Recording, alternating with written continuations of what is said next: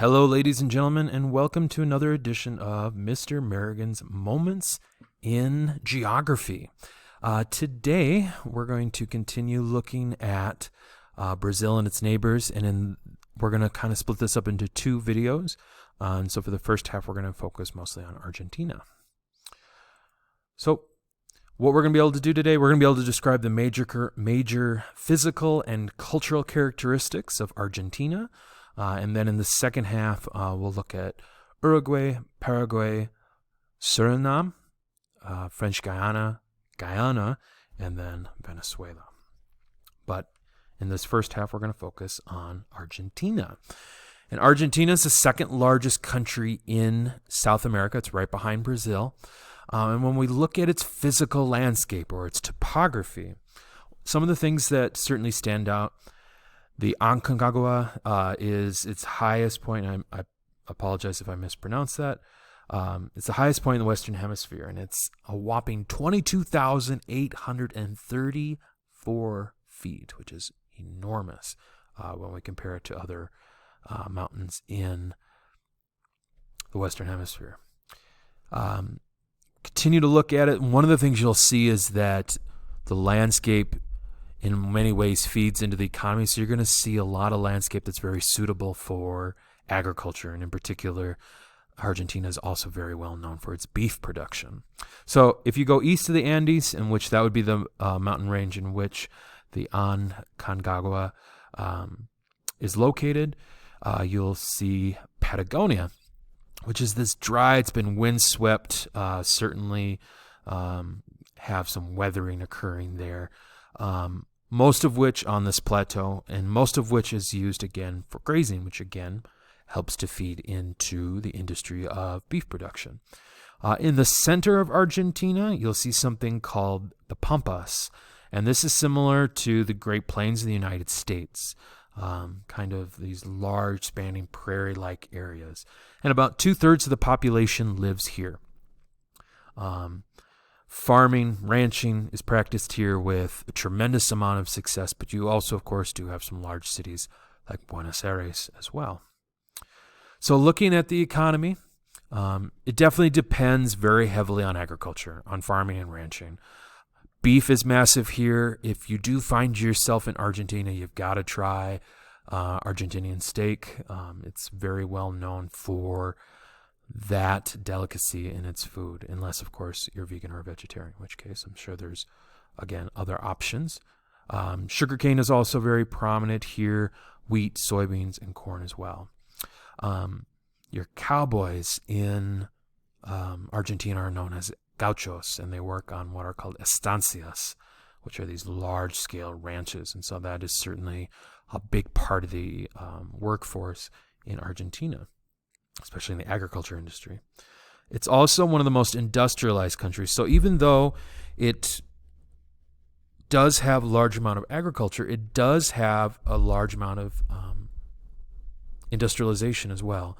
And a lot of that is located in or around the capital, which would be Buenos Aires, which is also the largest city in Argentina. You'll see food products made here, automobiles, certainly chemicals, textiles, so including things like clothing. Books and magazines are also produced here as well. Petroleum is also Argentina's most important mineral resource, but they also do have other resources located here, including zinc and iron ore, even things like copper, tin, and uranium.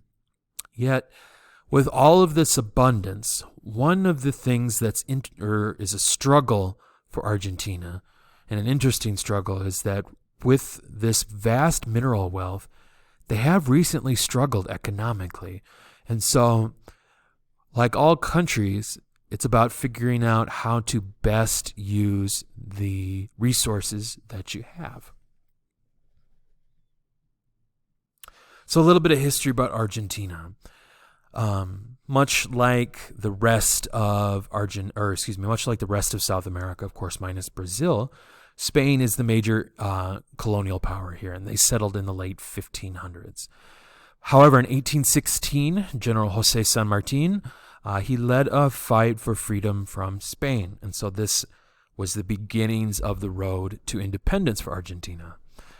Civil war followed this, so internal fighting. Strong central government emerges in the 1850s. And so this is followed up with a time period of prosperity.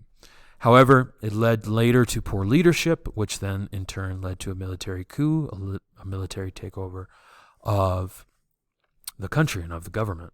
Juan Perón became the dictator in the late 1940s. So we're talking about after the World War II era.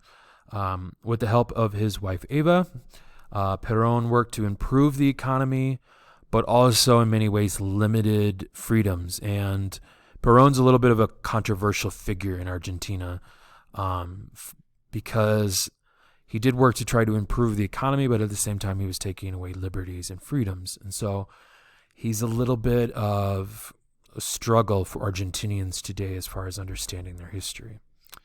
That led to a democratic overthrow in 1955.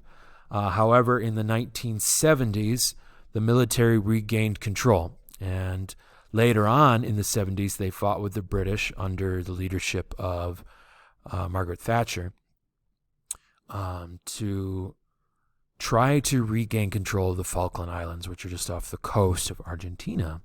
However, Britain ends up winning that standoff in 1982, and democracy was later restored in Argentina. And when we fast forward today, Argentina is a republic. Looking at the people of Argentina, about 85% are of European ancestry, largely Spanish, Italian, and German. The predominant language, of course, is Spanish, and the predominant religion is Roman Catholic, which makes sense given the Spanish tradition here.